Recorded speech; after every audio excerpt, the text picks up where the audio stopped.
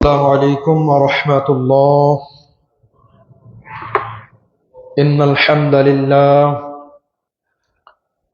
لله نحمده ونستعينه ونستغفره ونؤمن به ونتوكل عليه ونعوذ بالله من شرور أنفسنا ومن سيئات أعمالنا. من يهده الله فلا مضل له ومن يضلله فلا هادي له، ونشهد أن لا إله إلا الله وحده لا شريك له، وأشهد أن محمدا عبده ورسوله أرسله بالحق بشيرا ونذيرا وداعيا إلى الله بإذنه وسراجا وقمرا منيرا. أما بعد فإن خير الحديث كتاب الله وخير الحدي حدي محمد صلى الله عليه وسلم، وشر الأمور محدثاتها وكل محدثة بدعة وكل بدعة ضلالة وكل ضلالة في النار. فأعوذ بالله من الشيطان الرجيم. بسم الله الرحمن الرحيم. ويل لكل همزة لمزة.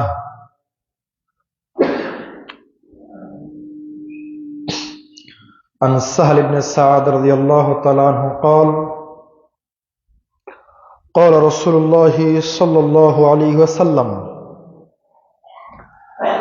من يزمن لي ما بين لحييه وما بين رجليه أزمن له الجنة. رواه البخاري. عن حذيفة رضي الله تعالى عنه قال قال رسول الله قال سمعت النبي صلى الله عليه وسلم: لا يدخل الجنة قطات. রাহুল বুখারী। যাবতীয় প্রশংসা, যাবতীয় গুণগান সেই মহিয়ান গরিয়ান আল্লাহ সুবহানাহু ওয়া তাআলার জন্য নিবেদিত, যে আল্লাহ সুবহানাহু ওয়া তাআলা প্রতি জুমার ন্যায় আজকের জুমায় সুস্থ শরীর, সুস্থ মস্তিষ্ক, দুনিয়াবী বিভিন্ন রকম কাজ থেকে বিরতি রেখে আমাদের সকলকে পবিত্র মসজিদে প্রবেশ করার তৌফিক দান করেছেন। সে আল্লাহ পাকের দরবারে লাখো কোটি শুকরিয়া আদায় করি। সকলেই অন্তরস্থল থেকে পড়ি আলহামদুলিল্লাহ। অতঃপর দরুদ ও সালাম বর্ষিত হোক সাইয়্যিদুল মুরসালিন খাতামান নবিয়্যিন রাহমাতুল লিল আলামিন, বিশ্ব মানবতার মুক্তির দূত, সর্বযুগের সর্বকালের সর্বশ্রেষ্ঠ মহামানব, আপনার আমার প্রিয় নবী কলিজার টুকরা জনাব মুহাম্মদুর রাসূলুল্লাহ সাল্লাল্লাহু আলাইহি ওয়াসাল্লাম, যে নবীর দিন প্রতিষ্ঠা করাই আমাদের মূল লক্ষ্য, যে নবীর সুন্নাহ অনুসরণের মাধ্যমে আপনার আমার জন্য রয়েছে পরকালীন সফলতা, সেই মহান নেতার উপর দরুদ ও সালাম বর্ষিত হোক। সকলেই মুহাব্বতের সাথে পড়ি সাল্লাল্লাহু আলাইহি ওয়াসাল্লাম। সম্মানিত উপস্থিতি, ধারাবাহিক আলোচনার বিষয় জান্নাতে যাবে না কারা, পর্ব 13। আজকের আলোচনার শিরোনাম মুসলিম হওয়ার পরও জান্নাতে যাবে না যে ব্যক্তি পরনিন্দা বা গীবত করে। উল্লিখিত বিষয়ের উপরে তথ্যবহুল প্রামাণ্য আলোচনা পেশ করার চেষ্টা করব ইনশাআল্লাহুল আজিজ। আমাদের ধারাবাহিক বিষয় জান্নাতে যাবে না কারা। জান্নাতে যাবে না কারা? এর ৮ নম্বর ব্যক্তি হচ্ছে যে ব্যক্তি পরনিন্দা করে, গীবাত করে, মানুষের দুর্নাম করে বেড়ায়। এই ব্যক্তি মুসলমান, নামাজি, সিয়াম আদায়কারী, হজ পালনকারী হওয়ার পরেও জান্নাতে যাবে না। আল্লাহ তাআলার নিকট আমরা আগে দোয়া করি, আল্লাহ তাআলা যেন এই গীবাত, পরনিন্দা থেকে মুসলিম জাতিকে হেফাজত করেন। আল্লাহ তাআলা যেন আমাদের সকলকেই পরনিন্দা, এই গীবত নামক ভয়ানক অন্যায়, ভয়ানক অপরাধ থেকে বেঁচে থাকার তৌফিক দান করেন। সকলে বলি আল্লাহুম্মা আমিন। আজকের আলোচনায় যা শুনবো, আল্লাহ তাআলার নিকট দোয়া করছি আল্লাহ তাআলা যেন প্রথমে আমাকে এবং যারা শুনছেন, পরবর্তীতে যারা শুনবেন, আল্লাহ তাআলা সকলকে যেন কোরআন এবং সুন্নাহর আলোকে আলোচনার উপর আমল করার তৌফিক দান করেন। সকলে বলি আল্লাহুম্মা আমিন। গীবাত বা পরনিন্দা,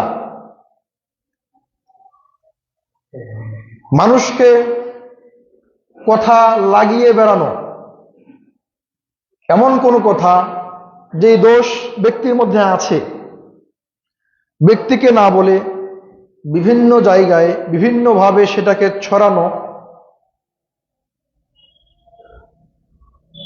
বিভিন্ন মানুষের নিকটে বিভিন্নভাবে উপস্থাপনা করার নাম হচ্ছে গীবাত বা পরনিন্দা, যা আমাদের সমাজব্যাপী কঠিন ব্যাধিতে আক্রান্ত হয়ে রয়েছে। আমরা একে অপরের সাথে দ্বন্দ্ব লাগানোর জন্য একে অপরের কথা বিভিন্নভাবে মানুষের নিকট উপস্থাপন করি। এ ব্যাপারে মহান আল্লাহ বলেন সূরা হুমাযা, আল্লাহ তাআলা বলছেন ওয়াইলুল লিকুল্লি হুমাযাতিল লুমাযা, ধ্বংস তাদের জন্য যারা মানুষের সামনে গালি দেয় এবং পিছনে নিন্দা করে। আল্লাহ তাআলা বলছেন ধ্বংস তাদের জন্য যারা সামনাসামনি অশ্লীল ভাষায় মানুষদেরকে গালি গালাজ করে, মুখের ভাষা খারাপ করে মানুষদেরকে গালি গালাজ করে এবং পিছনে পরনিন্দা করে, পিছনে নিন্দনীয় কথা এবং কাজে লিপ্ত থাকে। আল্লাহ তাআলার ঘোষণা, তারা ধ্বংস হবে। উল্লিখিত আয়াত দ্বারা বোঝা যায় যারা পরস্পর ঝগড়া বিবাদে লিপ্ত হলেই একে অপরকে অশ্লীল বেহাপনা, খারাপ ভাষায় গালিগালাজ করে এবং পিছনে তার দুর্নাম করে, পরনিন্দা করে, আল্লাহ তাআলার পক্ষ থেকে তাদের জন্য ধ্বংস রয়েছে। আর আল্লাহ তাআলার নিকট থেকে যদি ধ্বংস নেমে আসে, তাহলে সালাত, সিয়াম, হজ, যাকাত যাবতীয় ইবাদত আল্লাহর দরবারে কবুল হবে না। তিনি বলেন সূরা হুজুরাত 12 নম্বর আয়াত আল্লাহ তাআলা বলছেন ইয়া আইয়ুহাল্লাযীনা আমানু, হে ঈমানদার গণেরা, যারা ঈমান এনেছে। আল্লাহ তাআলা এবার ঈমানদারকে ডাক দিয়ে বলছেন যারা কালেমা পড়েছে, সিয়াম আদায় করে, হজ পালন করে, সালাত আদায় করে, তাহাজ্জুদ গুজার, এমন লোকদের যারা নিজেদেরকে মুমিন দাবি করে, তাদেরকে আল্লাহ ডাক দিয়ে বলছেন ইজতানিবু কাসীরুম মিনাল যন্নি, তোমরা বেঁচে থাকো, তোমরা দূরে থাকো, তোমরা বিরত থাকো ধারণা থেকে। ইন্না বা'দা যন্না ইসমুন, আল্লাহ তাআলা বলছেন অধিকাংশ ধারণাই পাপ, অধিকাংশ ধারণাই পাপ। আপনি একজনের বিষয়ে একটা ধারণা করছেন, সন্দেহ পোষণ করছেন, হতে পারে যে ওই লোকটা এই কাজটা করেনি, হতে পারে ওই লোকটি এই কাজের সাথে জড়িত নয়। যখন আপনার সন্দেহ বা অনুমান সঠিক হবে না, তখন আল্লাহর পক্ষ থেকে আপনার জন্য পাপ লিপিবদ্ধ করা হবে।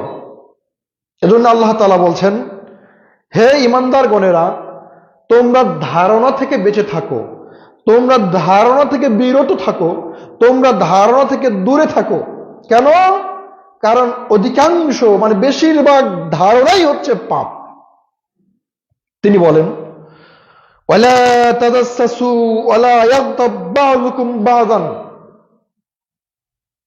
আল্লাহ তাআলা বলছেন যে তোমরা একে অপরের দোষ, একে অপরের অন্যায় অন্বেষণ করা থেকে বিরত থাকো। যে অন্যায় সে করেনি, যে দোষের সাথে সে জড়িত নয়, এমন কোন দোষ বা অন্যায় তোমরা অন্বেষণ থেকে বিরত থাকো। আইয়ুহিব্বু আহাদুকুম আইয়াকুলা লাহমান আখিহি। আল্লাহ তাআলা বলেন, তোমরা কি কেউ চাও তোমাদের মৃত ভাইয়ের গোশত খেতে? এটা কি তোমরা ভালোবাসো? তোমার ভাই মারা গেছে আর তার গায়ে থেকে তুমি গোশত তুলে নিয়ে ভক্ষণ করবে, এটা কি তোমরা ভালোবাসো? ফাকারিহতুমুহু, অথচ তোমরা তাকে ঘৃণা করো। মানুষের মৃত ভাইয়ের গোশত খাওয়াকে তোমরা ঘৃণা করো, তোমরা এটাকে ভালোবাসো না। কিন্তু যদি তোমরা পরনিন্দা করো, যদি তোমরা গীবাত করো, তাহলে মৃত ভাইয়ের গোশত খেলে যত পাপ হবে, পরনিন্দা গীবাত করলে একই পাপ হবে। এটা মহান আল্লাহ বলেন। পাপ কত ভয়াবহ আপনি ভাবতে পারেন? মৃত ভাইয়ের গোশত খেতে পারবো আমরা? পারবো না। আল্লাহ তাআলা কোরআনে বলছেন, তোমাদের মধ্যে কেউ কি ভালোবাসে যে তারা মৃত ভাইয়ের গোশত ভক্ষণ করবে, অথচ তোমরা এটাকে ঘৃণা করো? অথচ তোমরা একে অপরের সাথে পরনিন্দায় লিপ্ত হও, একে অপরের সাথে গীবতে লিপ্ত হও, একে অপরের সাথে অন্যায় কাজে লিপ্ত হও, অথচ নিজের ভাইয়ের মৃত ভাইয়ের গোশত খাওয়া আর পরনিন্দা করা, গীবাত করা সমান পাপ। ওয়াত্তাকুল্লাহ, অতএব তোমরা আল্লাহকে ভয় করো, তোমরা আল্লাহকে ভয় করে চলো, তোমরা আল্লাহকে ভয় করে গীবত পরনিন্দা থেকে বিরত থাকো। একে অপরের কথা অন্য জায়গায় লাগিয়ে বেড়ায়ও না, তোমরা এই কাজ থেকে বিরত রাখো, নিজেকে বিরত করো। এই ঘোষণা মহান আল্লাহ দিয়েছেন। তিরমিজিটা খুলুন, 2004-এ বর্ণিত হয়েছে। আবু হুরায়রা রাদিয়াল্লাহু তাআলা আনহু বলেন, قال سئل رسول الله صلى الله عليه وسلم, রাসূল সাল্লাল্লাহু আলাইহি সাল্লামকে সাহাবাগণ জিজ্ঞাসা করলেন যে, ইয়া রাসূলুল্লাহ, হে আল্লাহর নবী, আকসারা মা ইয়াদখুলুন নাসাল জান্নাহ, অধিকাংশ মানুষ জান্নাতে প্রবেশ করবে কি কারণে, কোন আমলের কারণে বেশি বেশি মানুষ জান্নাতে প্রবেশ করবে? ফাকাল রাসূলুল্লাহ সাল্লাল্লাহু আলাইহি সাল্লাম, রাসূল সাল্লাল্লাহু আলাইহি সাল্লাম জবাব দিচ্ছেন, এক, তাকওয়াল্লাহ, যারা প্রকৃতপক্ষে আল্লাহকে ভয় করে চলবে, যাদের অন্তরে তাকওয়া থাকবে। যে ব্যক্তি তাকওয়া অর্জন করবে, তাকওয়াশীল হবে, এই ব্যক্তি তাকওয়াবান হওয়ার কারণে বেশি বেশি জান্নাতে প্রবেশ করবে। দুই, ওয়া হুসনুল খুলুক, উত্তম চরিত্র, উত্তম চরিত্র থাকার কারণে তার চরিত্র থাকবে উত্তম, চরিত্রের ভিতরে কোনো প্রকার কালিমা লেপন করা থাকবে না। এই উত্তম চরিত্রের কারণে মানুষ বেশি বেশি জান্নাতে প্রবেশ করবে। এই দুটি কথা আল্লাহ নবী বললেন। জান্নাতে বেশি বেশি প্রবেশ করার গুণ কয়টি? দুইটি। এক, বলেন দেখি কি? আল্লাহকে ভয় করতে হবে।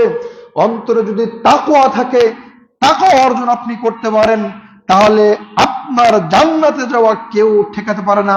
এটা মুহাম্মদ সাল্লাল্লাহু আলাইহি ওয়াসাল্লাম বলেন।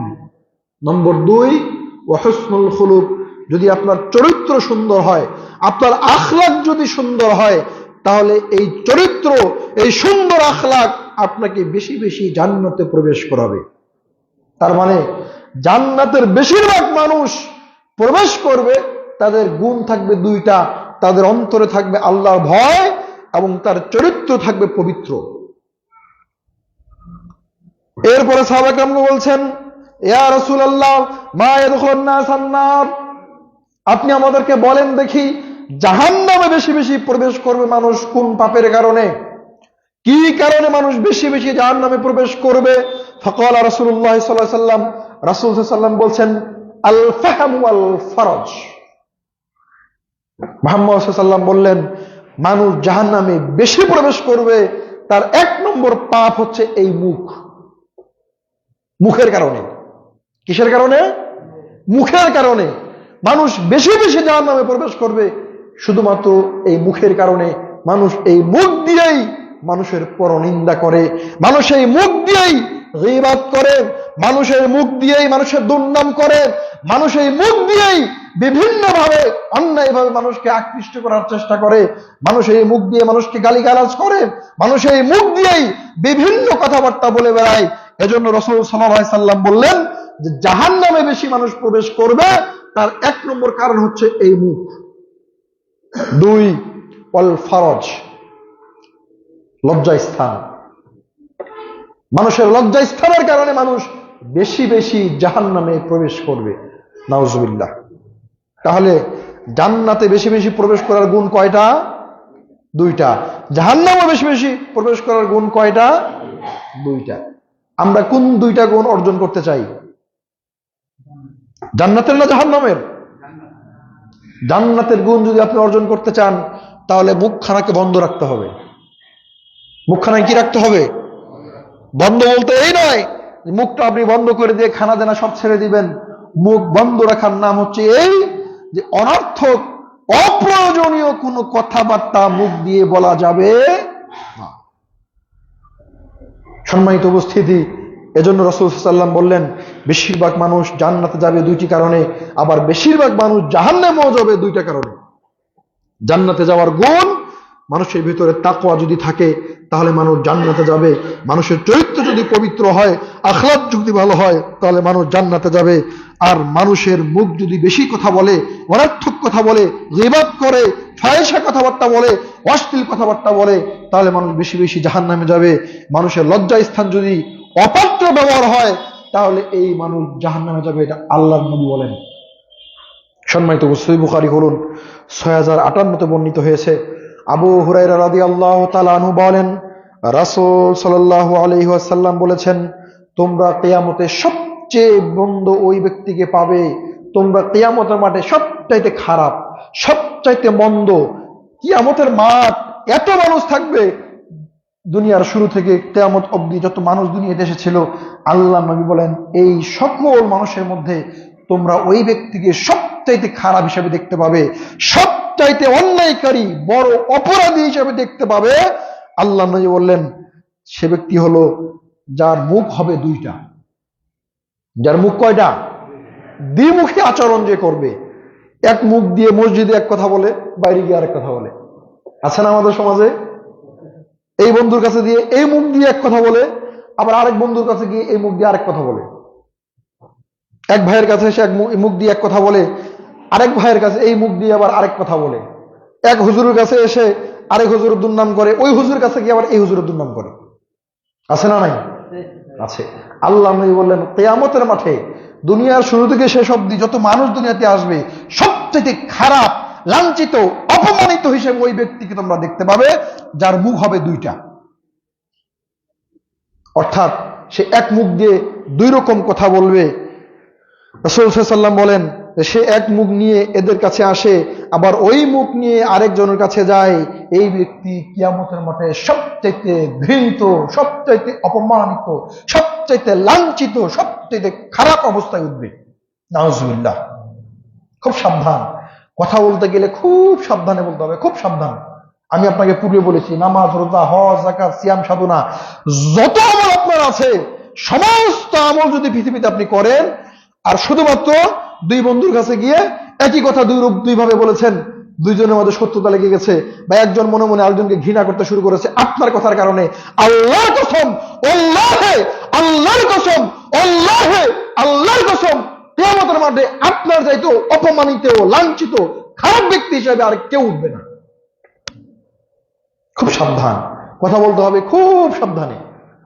কথা যেন নড়চড় না হয়ে যায়, কথা যেন এমন না হয় যে 2 বন্ধুর মাঝে আপনার কথার কারণে ঝগড়া লেগে যায়। অনেক সমাজে আমাদের লোক আছে, অনেক লোক আছে আমরা এই ব্যাধির সাথে জড়িত। এটা এত বড় ব্যাধি, এটা এত বড় ব্যাধি, এটা এত বড় ব্যাধি, যেই ব্যাধির কারণে আপনার জন্য জান্নাত চিরতরে হারাম হয়ে যাবে। সম্মানিত উপস্থিতি, খুব সাবধান কথা বলতে হবে। বুখারী ৬০৫৬ হাদিসটা খুলেন। হুযায়ফা রাদিয়াল্লাহু তাআলা আনহু বলছেন, ক্বালা সামি'তু রাসূলুল্লাহ সাল্লাল্লাহু আলাইহি ওয়াসাল্লাম, আমি মুহাম্মদ সাল্লাল্লাহু আলাইহি ওয়াসাল্লামকে বলতে শুনেছি। হুযায়ফা বিন ইয়ামান রাদিয়াল্লাহু তাআলা আনহু বলছেন যে আমি মুহাম্মদ সাল্লাল্লাহু আলাইহি ওয়াসাল্লামকে বলতে শুনেছি নিজের কানে। তিনি বলেছেন, কি বলেছেন? লা ইয়াদখুলুল জান্নাতা ক্বাত্তাত, পরনিন্দাকারী, গীবতকারী কখনো জান্নাতে প্রবেশ করবে না। এটা আমি আল্লাহর নবীকে আমার নিজের কানে বলতে শুনেছি। আপনি কি ভাবতে পারেন গীবত কত বড় অন্যায়, গীবত কত বড় পাপ? আল্লাহর নবী সাল্লাল্লাহু আলাইহি ওয়াসাল্লাম নাকচ করে গেছেন দুনিয়াতে, যে ব্যক্তি গীবতের সাথে লিপ্ত হবে এই ব্যক্তি জান্নাতে যাবে না।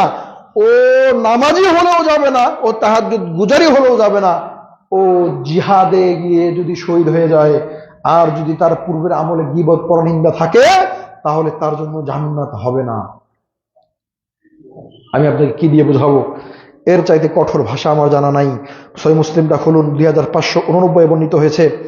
আবু হুরায়রা রাদিয়াল্লাহু তাআলা আনহু বলেন, নবী সাল্লাল্লাহু আলাইহি সাল্লামকে জিজ্ঞাসা করা হলো, সাহাবায়ে কেরামগণ জিজ্ঞাসা করলেন, আল্লাহর নবী মুহাম্মদ সাল্লাল্লাহু আলাইহি সাল্লাম সাহাবীদেরকে জিজ্ঞাসা করলেন, ও আমার সাহাবীরা, তোমরা কি কেউ বলতে পারো গীবত কি? তোমরা কি কেউ বলতে পারো, সংজ্ঞা দিতে পারো গীবতের সংজ্ঞা? গীবত কি, এটা কি তোমরা কেউ বলতে পারো? তখন সাহাবায়ে কেরামগণ বলছেন, ক্বালা আল্লাহু ওয়া রাসূলুহু আলাম, আল্লাহ এবং তার রাসূলই ভালো জানেন গীবতটা কি জিনিস। আল্লাহ নবী সাল্লাল্লাহু আলাইহি ওয়াসাল্লাম তখন বলছেন, তোমরা শোনো, গীবত হচ্ছে তোমার ভাই সম্পর্কে এমন কোন কথা তুমি বলো যা সে অপছন্দ করে।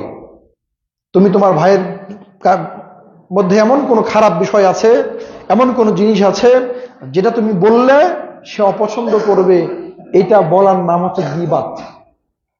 সাহাবায়ে কেরামগণ জিজ্ঞাসা করলেন, আল্লাহর নবী, আচ্ছা আপনি বলেন দেখি, আমরা যেই কথাটা বলবো এই পাপটা বা এই অন্যায়টা যদি তার ভিতরে থাকে তাহলে কি হবে?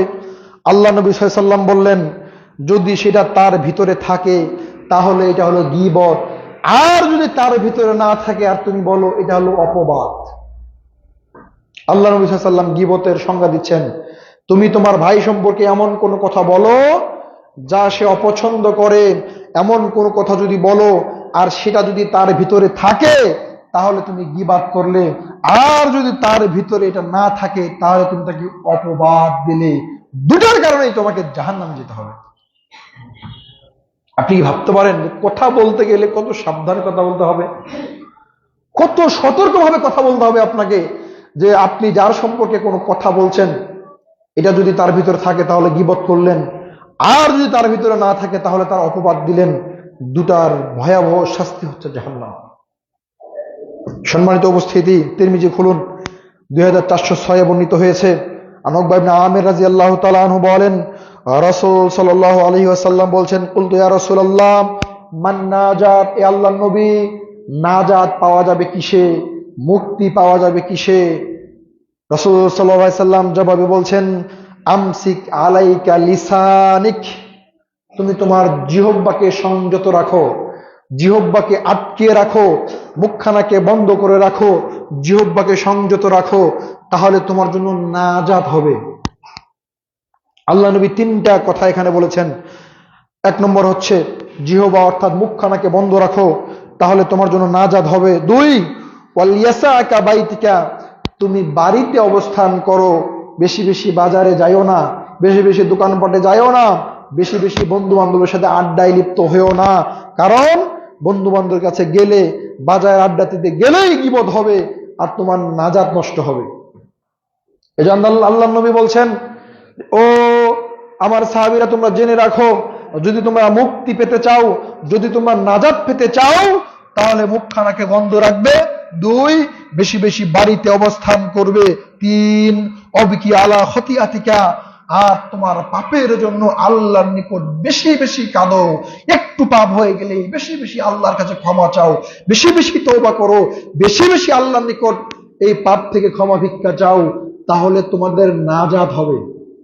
সুবহানাল্লাহ বলবেন। তাহলে নাজাত পাওয়ার গুণ কয়টা বলেন? তিনটা।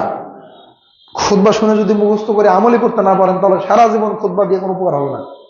এই জাতির কোনো উপকার হবে না যে জাতি মসজিদে এসে খুতবা শ্রবণ করে মসজিদ থেকে বের হওয়ার আগেই খুতবা ভুলে যায়। কোনো উপকার হবে না।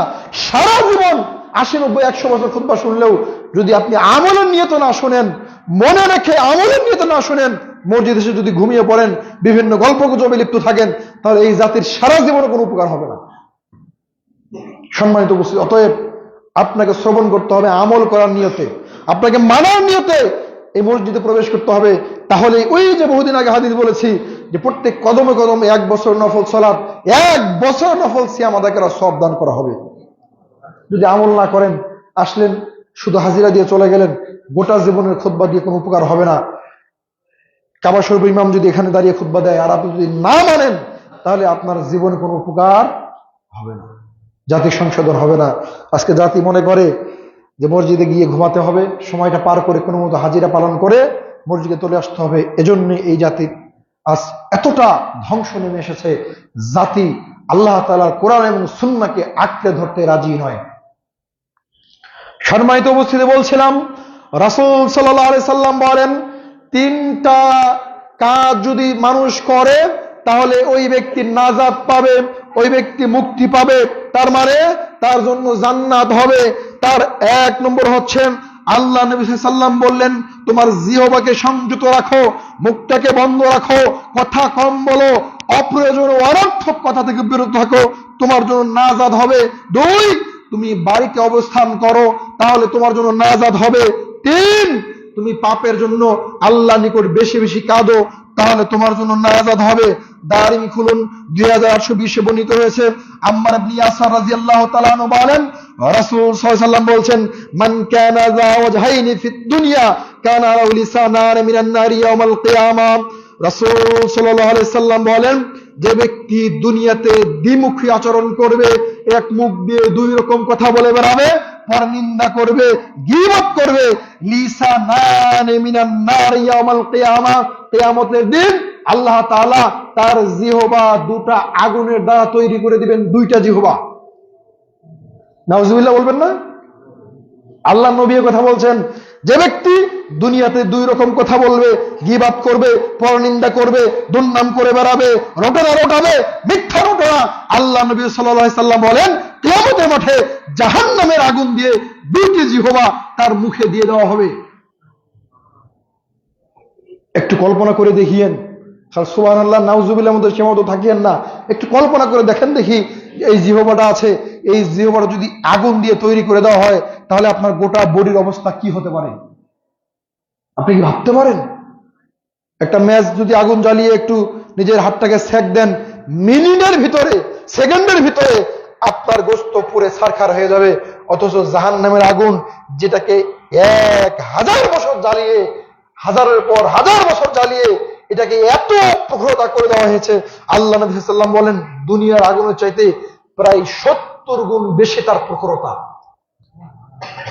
আল্লাহ নবী সাল্লাল্লাহু আলাইহি ওয়াসাল্লাম বলেন যে দুনিয়াতে গীবত করবে, দুনিয়াতে পরনিন্দা করবে, মানুষের দুর্নাম করবে, এই কাজ করার কারণে কিয়ামতের মাঠে আল্লাহ তাআলা তাকে ২টা আগুনের জিহ্বা লাগিয়ে দিবেন। তিরমিজি খুলুন 1977 বর্ণিত হয়েছে। ইবনে মাসউদ রাদিয়াল্লাহু তাআলা আনহু বলেন, রাসূল সাল্লাল্লাহু আলাইহি সাল্লাম বলছেন, লাইসাল মুমিন, মুমিন নয়, মুমিন হবে না, মুমিন হতে পারবে না। আল্লাহ নবী 4টা কথা বলেছেন। তার ১ নম্বর হচ্ছে বিত্তআন, ভৎসনাকারী কখনো মুমিন হতে পারবে না। যে ব্যক্তি মানুষকে ভৎসনা করে, কোথায় একটু ঝগড়া লেগেছে বা একটু কিছু হয়েছে, ভৎসনা করে দিল, এই ভৎসনাকারী কখনো জান্নাতে যাবে না, মুমিন হবে না। ২, অলিবিল্লিয়ান, অভিসম্পাদকারী, যে মানুষকে বেশি বেশি অভিশাপ দেয়, বিনা কারণে অভিশাপ দেয়, অভিশাপকারী কখনো মুমিন হতে পারে না। ৩, ওলালিল ফাহিশ, যে ব্যক্তি অশ্লীল ভাষা ব্যবহার করে, বেয়াফানা খারাপ ভাষা ব্যবহার করে, মানুষকে অশ্লীল ভাষায় কথা বলে, এই ব্যক্তি মুমিন হতে পারবে না। তারপরে আল্লাহ নবী সাল্লাল্লাহু আলাইহি ওয়াসাল্লাম বলছেন, ওয়ালিল বাদিয়া, যে ব্যক্তি নির্লজ্জ, লজ্জা নাই, হায়া নাই, শরম নাই, বেপরদায় চলে, নারী চলে, বেপরদায় চলার জন্য নিজের বাড়ির গার্জিয়ান দায়ুস তাকে সুযোগ করে দেয়, আল্লাহ নবী সাল্লাল্লাহু আলাইহি ওয়াসাল্লাম বলছেন তারা কখনো মুমিন হতে পারে না। আর যদি আপনি মুমিন না হন তাহলে আপনার জন্য জান্নাত হবে হবে না। তাহলে কয়টা জিনিস থেকে বাঁচতে হবে এখানে? 4টা জিনিস। 1, ভৎসনা করা থেকে বাঁচতে হবে। যদি ভৎসনা করেন তাহলে আপনার জন্য জান্নাত হবে না। 2, আপনার অভিসম্পাত করা, অভিশাপ দেওয়া ছেড়ে দিতে হবে। অভিশাপ দিলে আপনার জন্য জান্নাত হবে না। কথা বললে মিষ্টি ভাষায় বলতে হবে। যদি আপনি কথা বলার সময় অশ্লীল বেহাপনা, খারাপ ভাষা ব্যবহার করেন তাহলে আপনি মুমিন হতে পারবেন না। 4 নম্বর হচ্ছে আপনি যদি নির্লজ্জ হন, ব্যয় হন, পর্দা করেন আপনার স্ত্রী, আপনার মা, আপনার সন্তান, আপনার মেয়ে, তারা তো জাহান্নামে যাবেই, আপনি তাদের গার্জিয়ান হিসেবে দায়ুস হয়ে আপনিও জাহান্নামে প্রবেশ করবেন, আপনিও মুমিন হতে পারবেন না। এটা আল্লাহ নবী বলেন। তিরমিজি 1977, হাদিসটা খুলে দেখবেন। তিরমিজি 2502 বর্ণিত হয়েছে। আয়েশা রাদিয়াল্লাহু তাআলা আনহা বলেন, রাসূল সাল্লাল্লাহু আলাইহি সাল্লামের সামনে শুধু আমি এতটুকু বলেছিলাম, সাফিয়া তুমি দেখতে সাফিয়া তো দেখতে খাটো। আমি আল্লাহ নবীর সামনে, আয়েশা রাদিয়াল্লাহু তাআলা আনহা বলছেন, আল্লাহ নবীর সহধর্মিনী, আল্লাহ নবীর প্রিয় স্ত্রী, আল্লাহ নবীর প্রিয় স্ত্রী বলছেন যে আমি নবীর সামনে সাফিয়ার নামে একদিন বলছিলাম যে আল্লাহ নবী, সাফিয়া তো একটু খাটো, দেখতে একটু বেটে। আল্লাহ নবী সাল্লাল্লাহু আলাইহি ওয়াসাল্লাম সঙ্গে সঙ্গে বলেন, আয়েশা, ও আয়েশা, তোমার এই কথা যদি সমুদ্রে ফেলে দেওয়া হয়, সমুদ্রের পানির রং পাল্টে যাবে। আলহামদুলিল্লাহ, কথা বুঝাতে পারিনি। আল্লাহ নবীর স্ত্রী আয়েশা, আয়েশা রাদিয়াল্লাহু তাআলা আনহা বলছেন যে আমি নবীর সামনে একদিন বললাম, ও নবী, ও মুহাম্মদ সাল্লাল্লাহু আলাইহি ওয়াসাল্লাম, আমার স্বামী সাফিয়া তো দেখতে একটু খাটো। মানে আল্লাহ নবী সাফিয়ার অনেক প্রশংসা করতেন, বেশি বেশি প্রশংসা করতেন। এজন্য আয়েশা রাদিয়াল্লাহু তাআলা আনহা বললেন যে আল্লাহ নবী, সাফিয়া তো দেখতে বেটে, খাটো। আল্লাহ নবী সাল্লাল্লাহু আলাইহি ওয়াসাল্লাম বললেন, আয়েশা, খুব তাড়াতাড়ি আল্লাহর নিকট তওবা করো, কারণ তোমার এই কথাটা যদি সমুদ্রের পানিতে ফেলে দেওয়া হয়, পুরো সমুদ্রের পানির রং পরিবর্তন হয়ে যাবে, পানির স্বাদ নষ্ট হয়ে যাবে। এই কথা, এই এত বড় অন্যায়, এত বড় অপরাধ, অথচ কথা কি খুব বড় বলেছিল? দেখতে খাটো, এই জন্য বলেছিল যে দেখতে তো খাটো। আল্লাহ নবী সাল্লাল্লাহু আলাইহি ওয়াসাল্লাম সঙ্গে সঙ্গে আয়েশাকে ধমক দিয়ে বললেন, তোমার এই কথা সমুদ্রে ফেলে দিলে। সমুদ্র বলতে কি? আপনার গ্রামগঞ্জের একটা পুকুর। আল্লাহ নবী সাল্লাল্লাহু আলাইহি ওয়াসাল্লাম বললেন, আয়েশা, তুমি যে এই কথা বলেছো, এই কথা বলার কারণে এত বড় অন্যায় হয়েছে, এত বড় অপরাধ হয়েছে, তোমার এই কথাটা সমুদ্রে ফেলে দিলে সমুদ্রের পানির স্বাদ নষ্ট হয়ে যাবে। নাউযুবিল্লাহ। এতটুকু কথা যদি বলা না যায়, তাহলে আপনি একজনের বিরুদ্ধে একজন কিভাবে বলতে পারেন, ও তো অমুক, এই সেই, এই করেছে, ওই করেছে, ইত্যাদি হাবি জাবি মিথ্যা দুর্নাম করে কিভাবে আপনি বলতে পারেন যে ওই ব্যক্তি চাঁদা তোলার নামে 5 টাকা করে নিজে খেয়েছে? আল্লাহর কাছে জবাব দিতে হবে, আল্লাহর কাছে জবাব দিতে হবে। আমি গত কিছুদিন আগে পঞ্চগড়ে মাহফিল হলো, তা আমি আর আবু সাইদ মামা খুব কষ্ট করে প্রায় 38 থেকে 40 জন মানুষকে জোগাড় করেছি 2 দিন রাত খেটে, যে পঞ্চগড়ে মাহফিলে যাব। ভাড়া হয়েছে 75 টাকা করে। তো ভাড়া 75 টাকা হওয়ার পরে আমরা 80 টাকা করে তুলেছি, কারণ আমাদের তো পূর্ব অভিজ্ঞতা আছে, যাওয়ার সময় 5-7 জন থাকে না, 5টা অটো ভাড়া হয়েছে। তো ভাড়া অনুযায়ী আমরা 5 টাকা করে বেশি তুলেছি। তো এক ব্যক্তি বাজারে মন্তব্য করছে যে 5 টাকা করে ওরা ব্যবসা করলো, অত যাওয়ার সময় 7 জন মানুষ যায়নি, ওই মানুষগুলো টাকা দেন। আচ্ছা বলুন তো এই টাকা কোথা থেকে আসলো? প্রায় কিছুদিন পরে আমাকে একজন বলছে যে আপনি বলে 5 টাকা করে খেয়েছেন। আমি আল্লাহর কাছে বিচার দিয়েছি, আল্লাহর কাছে জবাব দিতে হবে। কারণ যাওয়ার সময়, যারা আমার সাথে গিয়েছিলেন দেখেছেন, যাওয়ার সময় যে 5-7টা মানুষ গেল না, প্রত্যেকটা মানুষের ভাড়া 75 টাকা করে, তাহলে 5 টাকা করে তুলে 400 টাকা বেশি হয়েছে। জরিমানা গিয়ে তো 600 টাকা, 200 টাকা আমি আমার নিজের পকেট থেকে দিয়েছি। আর ওই ব্যক্তি বাজারগঞ্জে বিভিন্ন জায়গায় বলে বেরিয়েছে যে আমি নাকি 5 টাকা করে ব্যবসা করেছি, এটা আমার লাভ। আল্লাহর নিকট বিচার দিয়েছি, আল্লাহ এর বিচার করবেন। আপনি ভাবতে পারেন সাফিয়া একটু খাটো, সাফিয়া কি একটু খাটো। আল্লাহ নবী বললেন, তোমার এই কথা সমুদ্রে ফেলে দিলে সমুদ্রের পানির রং পরিবর্তন হবে। আপনি যে মিথ্যা অপবাদ আমাকে দিয়েছেন, এটা সমুদ্রে ফেললে আমার মনে হয় সমুদ্রের পানি কালা কুচ্ছিত হয়ে যাবে। আল্লাহ নিকট জবাব দিতে হবে। আমি ব্যক্তির নাম জানি না, কেউ একজন আমাকে বলেছে, এজন্য আমি আপনাকে বললাম যদি বেঁচে থাকা অবস্থায় আপনি আমার কাছে ক্ষমা না চান, কিয়ামতের মাঠে আপনার সাথে আমার সাক্ষাৎ হবে, এই কথাই সঠিক। সম্মানিত উপস্থিতি, মিশকাতটা খুলুন। 4870 বর্ণিত হয়েছে, ওবাদা ইবনে সামিত রাদিয়াল্লাহু তাআলা আনহু বলেন, রাসূল সাল্লাল্লাহু আলাইহি সাল্লাম বলেছেন, তোমরা যদি 6টি বিষয় আমাকে জামানত দাও, আমি তোমাদেরকে জান্নাতে নিয়ে যাওয়ার জিম্মেদার হব। সুবহানাল্লাহ বলবেন না? কয়টা বিষয়? 6টা বিষয় আল্লাহর নবী বলেছেন, তোমরা যদি 6টা বিষয়ের জামানত দাও আমার নিকটে, আমি মুহাম্মদ সাল্লাল্লাহু আলাইহি ওয়াসাল্লাম ঘোষণা করলাম আমি তোমাকে জান্নাতে নিয়ে যাওয়ার জিম্মেদারি হব। সুবহানাল্লাহ। এক, আল্লাহ নবী বলছেন, সদা সর্বদা সত্য কথা বলতে হবে। কি কথা বলতে হবে? সব সময়। যদি ফাঁসির মঞ্চ ঝুলতে হয় তাহলে সত্য কথা বলে ঝুলতে হবে। আল্লাহ নবী বলেন, জান্নাতে নিয়ে যাব কিভাবে, এটা আমার ব্যাপার। 2, আল্লাহ নবী সাল্লাল্লাহু আলাইহি সাল্লাম বলেছেন যে ওয়াদা যদি করে থাকো, ওয়াদা পূর্ণ করতে হবে। ওয়াদা কি করতে হবে? পূর্ণ করতে হবে, ওয়াদা ভঙ্গ করা যাবে না। 3, আমানত রক্ষা করতে হবে, কখনো খেয়ানত করা যাবে না। আমানত কি করতে হবে? রক্ষা করতে হবে, খেয়ানত করা যাবে না। 4, লজ্জা স্থানের হেফাজত করতে হবে, লজ্জা স্থান যেন কখনো অপাত্রে ব্যবহার না হয়, এর জিম্মেদারি আমি নবীকে দিতে হবে। 5, দৃষ্টি অবনত রাখতে হবে। রাস্তা দিয়ে হাঁটে চলছো, বেগানা নারী চলছে, বেগানা পুরুষ চলছে, মাথাটাকে নিচু রাখতে হবে, কোনোভাবেই মাথাটা যেন উঁচু না হয়ে ওই নারীর উপর চোখটা খারাপ হয়ে না পড়ে, এই বিষয়ে আমাকে জিম্মেদারি দিতে হবে। নম্বর 6, নিজের হাত দিয়ে কখনো অন্যায় কাজ করা যাবে না, অন্যায় কাজ থেকে বিরত রাখতে হবে। হাতকে কি রাখতে হবে? অন্যায় কাজ থেকে বিরত রাখতে হবে। আল্লাহ নবী বলেন, এই 6টা কাজ যদি জিম্মেদারি তোমরা দাও, এই 6টা কাজ আল্লাহ নবী আপনাকে কথা দিলাম, এই 6টা কাজ আমরা পালন করব, আমি মুহাম্মদ সাল্লাল্লাহু আলাইহি ওয়াসাল্লাম তোমাদেরকে জান্নাতে কিভাবে নিয়ে যাব, এটা আমার ব্যাপার। সুবহানাল্লাহ। আবার আপনাকে বলছি, 1, সত্য কথা বলতে হবে। 2, ওয়াদা পূর্ণ করতে হবে। 3, আমানত রক্ষা করতে হবে। 4, লজ্জাস্থানে হেফাজত করতে হবে। 5, দৃষ্টি নিচু করতে হবে। 6, অন্যায় কাজ থেকে হাত দিয়ে বিরত রাখতে হবে, হাতকে বিরত রাখতে হবে। সহিহ বুখারী 5143 বর্ণিত হয়েছে, আবু হুরায়রা রাদিয়াল্লাহু তাআলা আনহু বলেন, রাসূল সাল্লাল্লাহু আলাইহি ওয়াসাল্লাম বলছেন, ইয়াকুমুয যান্না ফাইন্নায যান্না আকযাবুল হাদিস, তোমরা ধারণা থেকে বেঁচে থাকো, কারণ অধিকাংশ ধারণাই পাপ। ওয়ালা তাহাসসাসু, তোমরা দোষের কথা খোঁজা থেকে বিরত থাকো। ওয়ালা তাদাসসাসু, তোমরা গোয়েন্দাগিরি করা থেকে বিরত থাকো। ওয়ালা তাওয়াজ্জাসু, তোমরা ক্রয় বিক্রয়ের ধোঁকা থেকে বিরত থাকো। ওয়ালা তাহাসাদু, তোমরা হিংসা বিদ্বেষ থেকে দূরে থাকো। ওয়ালা তাবাগযু, তোমরা একে অপরের শত্রুতা থেকে বিরত থাকো। ওয়ালা তাতাবারু, একে অপরের পিছনে লাগা থেকে বিরত থাকো। ওয়াকুনু ইবাদিল্লাহি ইখওয়ানা, আর তোমরা পরস্পর একে অপরের ভাই হয়ে যাও, তোমরা জান্নাতে যাবেই যাবে। সম্মানিত উপস্থিতি, এই কাজগুলো থেকে আমাদেরকে অবশ্যই বিরত থাকতে হবে এজ একজন মুসলিম হিসাবে।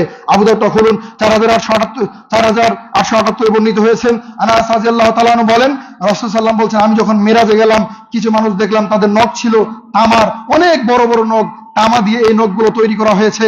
তারা তাদের নিজের মুখের উপর আঁচড় মারছে, নিজের মুখকে রক্তাক্ত করছে, শরীরে আঁচড় মারছে, শরীরটাকে রক্তাক্ত করছে। আমি জিজ্ঞাসা করলাম, তারা কারা? ও আমার সঙ্গী, আমাকে বলো তারা কারা? নিজের হাতের আঙ্গুল দিয়ে নিজেকেই ক্ষতবিক্ষত করছে, নিজেকেই রক্তাক্ত করছে।